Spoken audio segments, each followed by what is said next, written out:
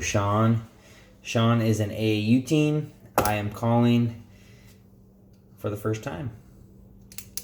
Bring, bring, bring. Hello, this is Sean. Hey, Sean. I am the youth sports coordinator over here with the Windy City Bulls. My name is Michael. Was looking to speak to the best person that would be in charge of coordinating group outings for your basketball program. Not sure who that would be. I do run the program though, you probably reach the right person where it at least gets started with. Yeah, absolutely. So tell me a little bit about the program over there. Well, first off, are you familiar with our team? I've driven by out there on 90, but have never had a chance to make it out to a game actually. Gotcha. And you attend sporting events often? I try to. Unfortunately, since I'm running the program, it's tough for me to get out. But definitely when I can, I like to go check out some games. Gotcha. Yeah, and so tell me more about the basketball program then that you run. How many teams is it? You guys do events outside of team building events, anything like that? Right. So yeah, the program over here currently it is grades 5th through 8th, and that includes boys and girls. Total of 4 teams, and boys side total of 4 teams, and the girls side. Each team has about 12 players. Looking to grow those numbers for this upcoming season. The 7th and 8th grade, it looks like we might have a couple of levels for each of those.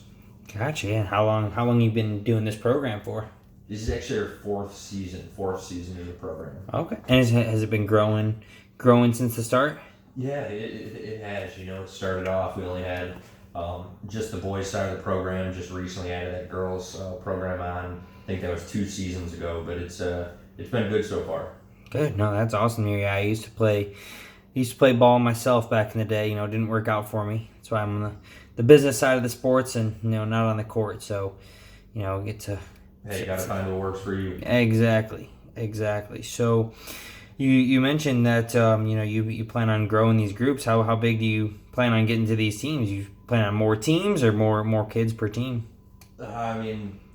Honestly, either or. It ends up being the more players we have, the more teams we build. Rosters are normally going to cap at 12 people, so always looking to grow though. We're happy to get as many players and teams as we can. Gotcha. Yeah. So, do you guys have like an end of the season banquet that you do, or preseason party, postseason party, anything like that? Year one we did a end of the season a little get together.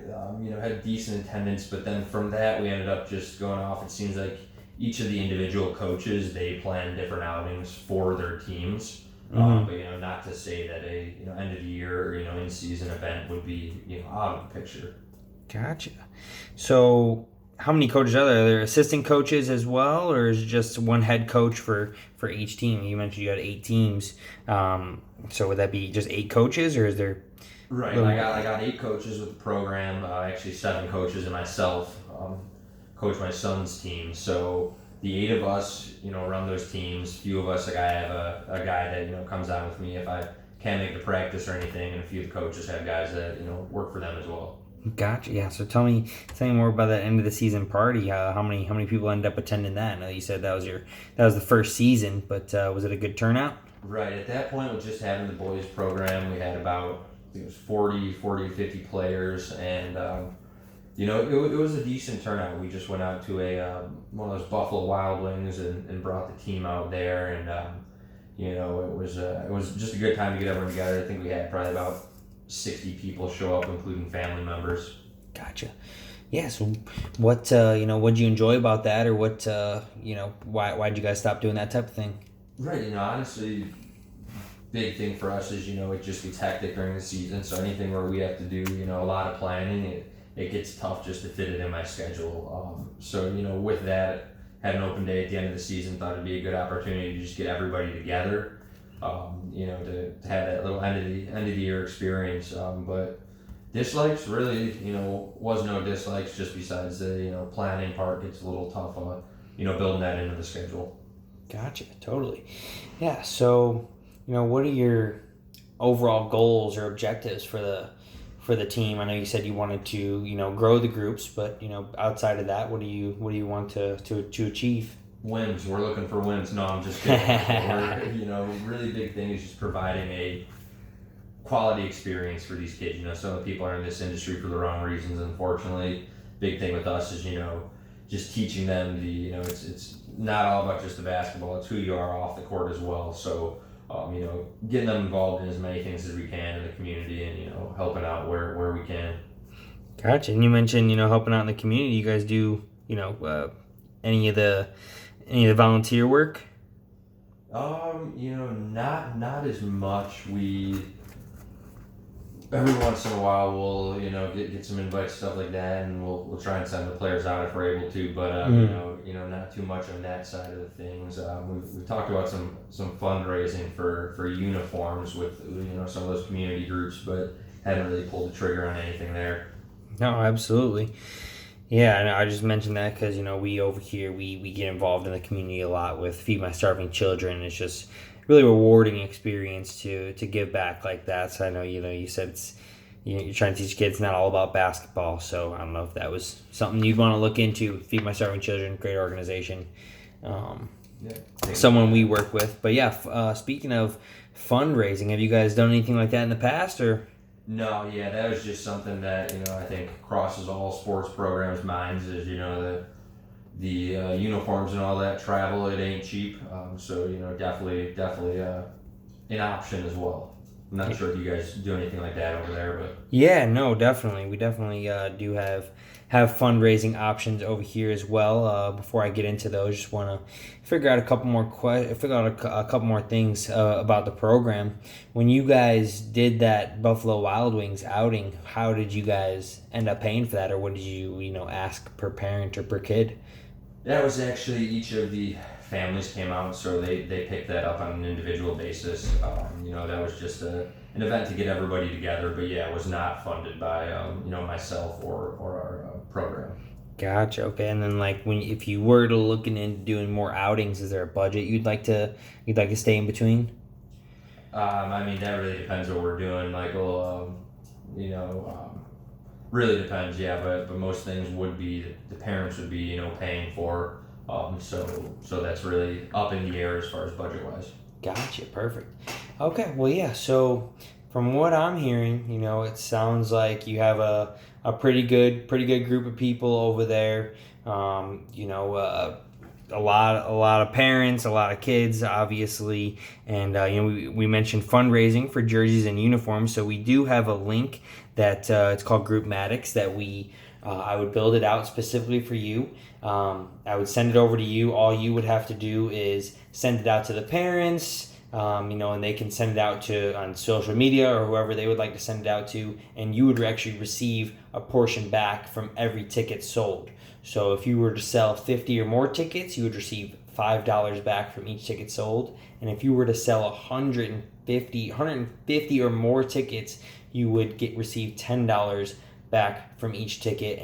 And the app is really, really easy. The link, it collects all the money, distributes all the tickets, so you don't have to do any of that. All you got to do.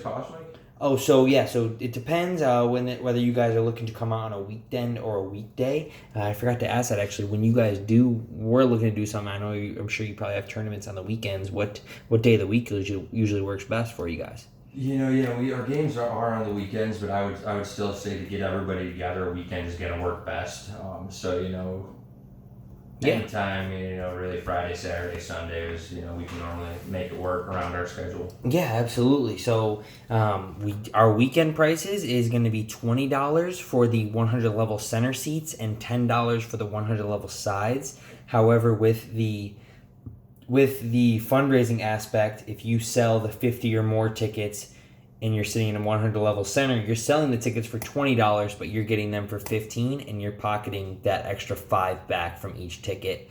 And additionally, if you sell 150 or more, you are receiving your tickets for $10 and you're getting that $10 kickback off of each ticket. So with our weekend dates, I would definitely recommend pushing you guys toward our Dynasty Night. This year, that's going to be on January 4th. We're actually going to have the Chicago Bulls championship trophies in attendance. Kids can sit back behind the trophies and take a picture with, trophies that legends like Michael Jordan and Scottie Pippen put their hands on, which is a really great experience. Those trophies are so shiny. You just got to be here to see them in person, really. Now, how much does that cost to get to take a photo of the trophies? That is absolutely free. All you got to do is, come out to the game, show up a little early. We're getting all the Park District and sports groups in here early to get that picture before, the general public are able to do that, which is a little bit of an added experience for you. Another thing is you guys would receive group hats, which are valued at $25. I actually saw the hats recently, and they're really cool. I'd like one for myself, but, I got to bring a group out to the game. But yeah, so that Dynasty Night, like I said, January 4th, it's a 7 o'clock game. Doors would open at 6. And as I mentioned, we're letting youth sports groups and Park District groups come in a little early. So if you guys could arrive at around 5:30, we'll get your picture taken behind the trophies, and you guys can, kick back and enjoy the game. How's that sound for you? Yeah, I mean, that sounds like it could be potentially, something that might fit in over here. Not sure with not having our schedule yet. Normally the season does wrap up early January. So, just making sure that we don't have a game or anything on that. You said January 4th? Yes. Perfect. Yeah, I'd have to take a look at the schedule, but I mean, you could definitely, think about some of this stuff and, get back with you here and, maybe find a time to either meet up or just go over some more of these details, as the season approaches. Absolutely. Totally understand. And when do you guys receive that schedule? We'll get that schedule normally in August. Mm-hmm. Okay. Yeah. So what I'll do here is, I'll send you over an email of everything we talked about today, and get together with your coaches. Spread it out with them. And if you do have if you do talk with them, I'd love to come over, take 5 minutes of your time, and help answer any questions and pitch the idea to them with you, if that would be of any help to you.